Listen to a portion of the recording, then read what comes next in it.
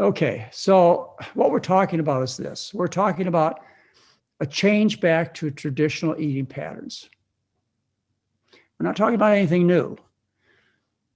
Okay, we're talking about going back to the way we used to eat. We're talking about the caloric engines of human civilization that have been going on for, let's guess, close to 1,000,000 years. Okay, 750,000 years. Okay, you can argue whatever you want as far as the number. It's been going on a long time. What was the diet of the Aztecs and the Mayans, Central America? And the American Indian, by the way, the Native American, what was their diet? Well, the Native American was mostly potatoes. But corn was a big part of their diet too. And the people in Central America are known as the people of the corn. They survived as civilizations for 1,300 years on corn. They fought battles, they had babies, they competed athletically. They lived and died on corn. No refrigerators, no transportation. Very few animals. You can't call them vegan. I know you can't call them vegan, but they were starch eaters. They lived on starch-based diets. Asia. What do you think about when you think about people in China, Vietnam, Cambodia, Thailand, Japan? What do you think about when you think about their diet? I know it's changed since 1980, but I mean, what was the tradition? What did they fight World War II eating? The Japanese. They almost beat us in World War II, you know. And the Vietnamese conflict, they did beat us on rice, didn't they? So the diet in Asia at times and in parts was rice for more than 10,000 years. We're watching stories about Ukraine these days, aren't we?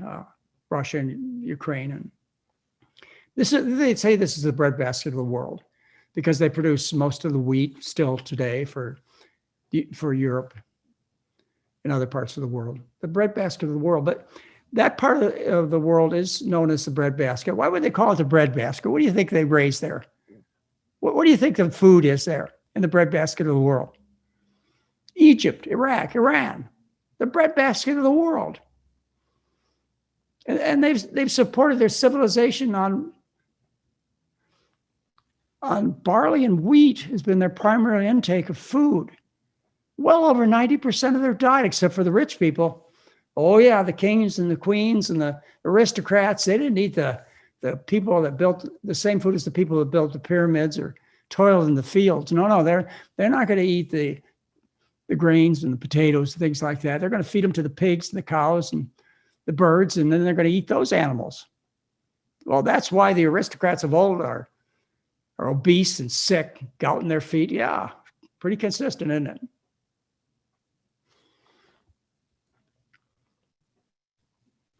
South America.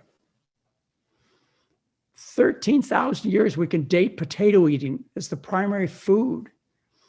The Incas fought battles, had babies, raised families, competed in athletics on potatoes. Oh, let me take that back. They gave up the potatoes when they had to leave home for battle. Yeah, the potatoes were too heavy. Instead, they carried along quinoa. That's what they fought their battles on, was quinoa. Every religion that I'm aware of, in their writings, they teach how rich foods make people sick. That's the problem. Rich foods make people sick because rich foods are basically food poisons. I have to go back to the Bible because it's most familiar to people in the United States and Europe. And story there 2,600 years ago. It survived the test of time, hasn't it? They wouldn't keep telling if it didn't have some truth to it. The story about how Daniel came to a new kingdom with his men. And at this kingdom, they were serving meat, rich foods too, and desserts and whatever dairy they had, and primarily meats. And Daniel said, I'm not going to do this, and my men aren't going to eat that way. And he went further. He asked the gatekeeper, he says, let's compare Your men who eat the royal food with our men who are going to stick with our diet of pulses and water. And they did it for 10 days. This is the first controlled trial ever published that I'm aware of. Controlled trial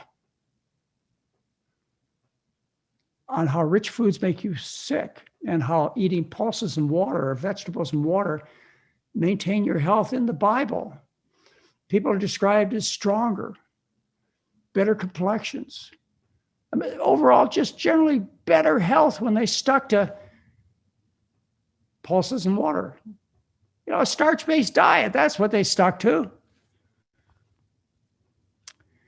If you look around the world, you find throughout history, then all large populations, let me say this again because I want to start out, make sure you hear me correctly. All large populations of people, successful people, throughout verifiable human history, have obtained the bulk of their calories from starches. I mean, think about it. I went through some of these with you. Yeah, no matter where you look, it's the same story. As I say, we didn't have refrigeration or transportation. We could grow crops, gather. We weren't very good at gathering dead animals. This has been going on for all of human existence, and the rich Western diet's been going on for 150 years worldwide.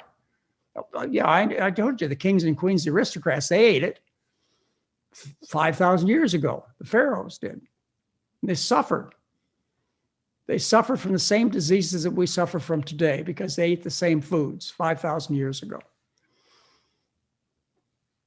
There are a few exceptions. I know there are people out there thinking, well, you didn't cover everybody. No, I didn't cover the Inuit Eskimo, who lives on the extremes of the environment. You can't eat a starch-based diet if you're going to live in these freezing climates. You know, when you lived in igloos and you went out and caught your food. That's not the who lives in Alaska. No, they live in heated houses and drive around in heated SUVs. And when they go fishing, what they do is they go through the drive-through and hand the person at the counter a green lure. And that's how they catch a fish, with a green lure. Some of the worst health of any place on the planet, and some of the worst environmental damage is occurring to these people.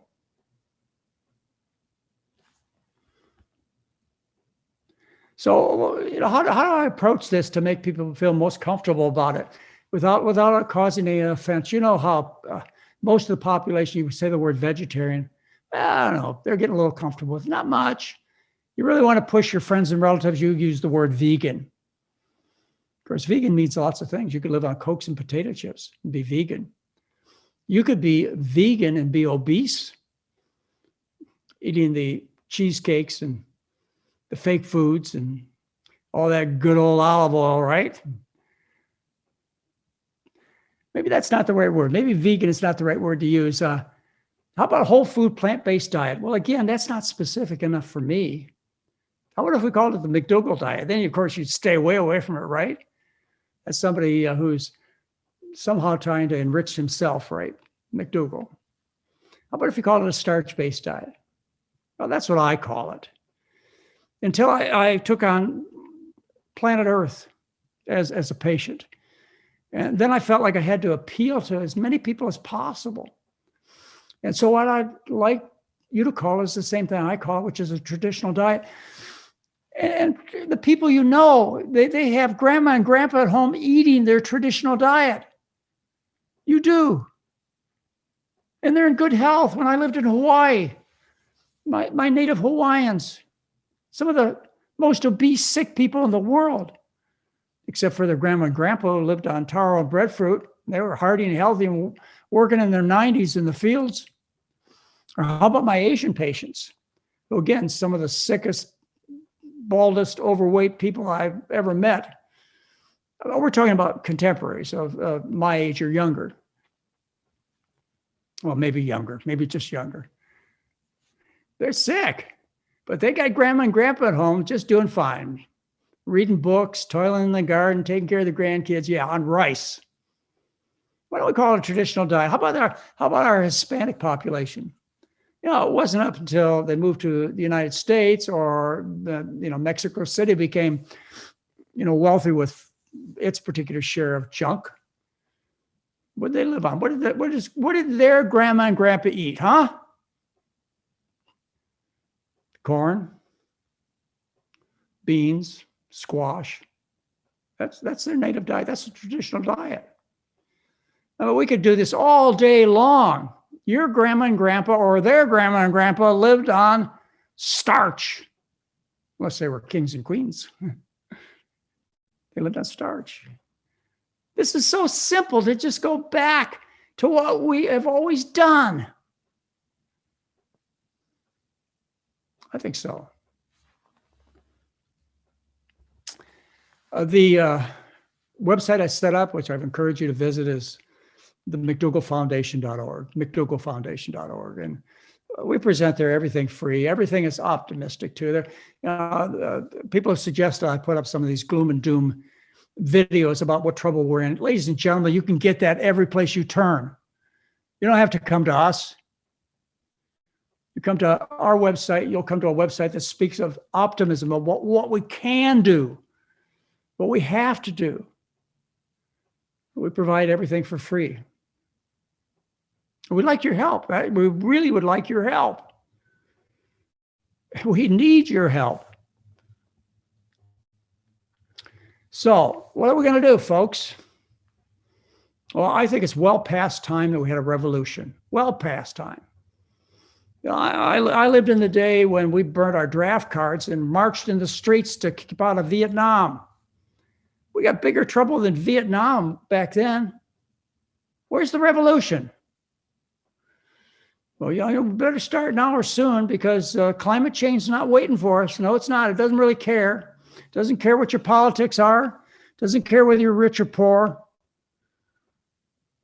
Climate change is its own monster, but it can be slowed or stopped. It can be. Let's take our planet back. I think so.